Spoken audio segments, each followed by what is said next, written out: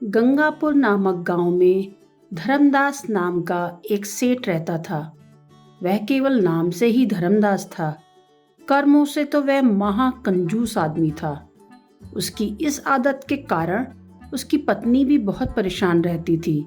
धर्मदास अपनी कंजूसी के लिए पूरे गांव में प्रसिद्ध था। उसके घर में हरिया नाम का एक गरीब नौकर भी काम करता था। सेठ जी, मेरी तनख्वाह दे दीजिए। महीना पूरा हो गया है। महीना पूरा हुआ नहीं कि आ गया तनख्वाह मांगने के लिए। सेठ जी, घर में राशन का सारा सामान ख़त्म हो गया है। आप तनख्वाह नहीं देंगे तो मेरे बीवी बच्चे क्या खाएंगे? ले अच्छा ये पैसे रख, अभी इतने से ही काम चला, बाकी पैसे मैं बाद में दे दूंगा। ये क्या सेठ जी, ये तो बहुत कम है। इतने में तो एक हफ्ते का खाना भी पूरा नहीं होगा। और वैसे भी आप तो हर महीने मेरी तनख्वाह से कटौती करके पैसा देते हैं मुझे। हरिया के बच्चे, बहुत जवान चल रही है तेरी।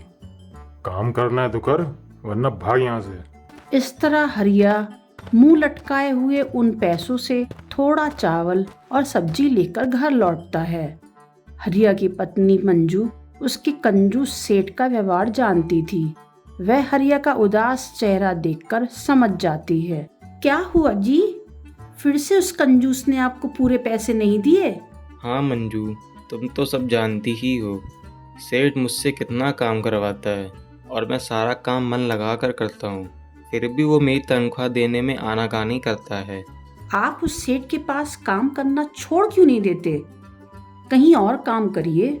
बल्कि आप किसी और के पास भी इतनी मेहनत करेंगे तो आपको 2 गुनी तनख्वाह मिलेगी। हाँ, तुम ठीक कह रही हो। मैं कल से दूसरा काम देख लेता हूँ। अब उस सेठ के पास काम नहीं करूँगा।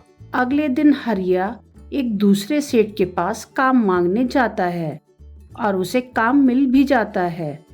सेठ के घर जब हरिया काम करने नहीं पहुंचता है तो सेठ उसके घर जाता है और चिल्लाता है, अरे ओ हरिया के बच्चे, कहाँ मर गया आज? काम पर क्यों नहीं आया अभी तक? तभी आवाज सुनकर मंजू बाहर निकलती है। अब वे दूसरे सेठ जी के यहाँ काम करने लगे हैं। अब आपके पास काम नहीं करेंगे। उसकी इतनी हिम्मत, उसने मेरे काम को लात मारी।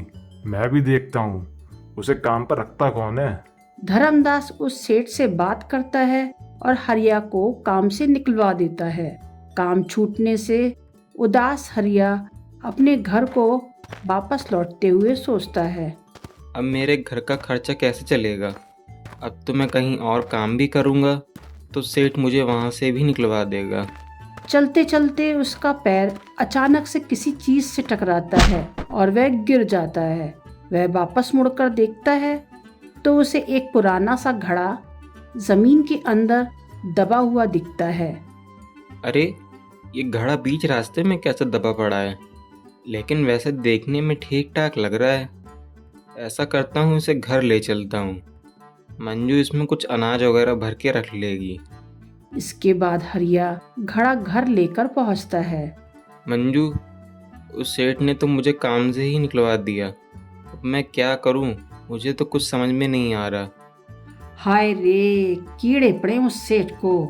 आखिरकार काम छुड़वा कर ही दम लिया उस धूर्त आदमी ने। तभी मंजू घड़े को देखती है। लेकिन आप ये घड़ा कहाँ से उठा लाए और इसका क्या करेंगे? अरे, ये रास्ते में ज़मीन में दबा पड़ा था। मैंने सोचा तुम्हारे राशन पानी रखने के काम में आएगा। राशन? राशन के नाम पर तो थोड़े से चावल बचे हैं, यही रख देती हूँ इसमें। मंजू जैसे ही चावल घड़े में खाली करती है कि घड़ा पूरा चावल से भर जाता है। मंजू को अपनी आंखों पर विश्वास नहीं होता है। वह हरिया को घड़ा दिखाती है। अरे देखिए, ये कोई जादुई घड़ा लगता है। मैंने जैसे ही इसमें चावल खाली किया, ये तुरंत भर गया। तुम्हारा दिमाग खराब हो गया है क्या? अपने आप चावल कैसे भर जाएगा? इसके बाद मंजू उस घड़े में एक आलू डाल देती है। देखते ही देखते वह घड़ा आलू से भर जाता है। अब हरिया को विश्वास होता है कि ये जादुई घड़ा है। दोनों बहुत खुश होते हैं। अच्छा मंजू, अगर इसमें पैसे डालें तो क्या उससे भी घड़ा पूरा भर जाएगा? हाँ हाँ, क्यों नहीं। इसके बाद हरिया सिक्का घड़े में डालता है तो घड़ा पूरा सिक्के से भर जाता है। दोनों बहुत खुश हो जाते हैं। उनके पास किसी भी चीज की कमी नहीं रहती है। इधर सेठ सोचता है, जरा देख कर आऊं, हरिया भूखा मर रहा होगा। लेकिन ये क्या, जब सेठ वहां पर पहुंचता है तो उसकी आंखें फटी की फटी रह जाती हैं। ये रातों रात इतना अमीर कैसे हो गया? जरूर कोई राज है। वह खिड़की से झांककर चुपके से उन दोनों की बातें सुनता है। मंजू, जरा ये सोने के सिक्के जादुई घड़े में डाल दो। तभी पूरा घड़ा सोने के सिक्के से भर जाता है। सेठ की आंखें फटी की फटी रह जाती हैं और रात को जब दोनों सो जाते हैं तो सेठ घड़ा चुरा कर ले आता है। वह भी उसमें सोने का सिक्का डालता है, लेकिन घड़ा सोने के सिक्के से नहीं भरता।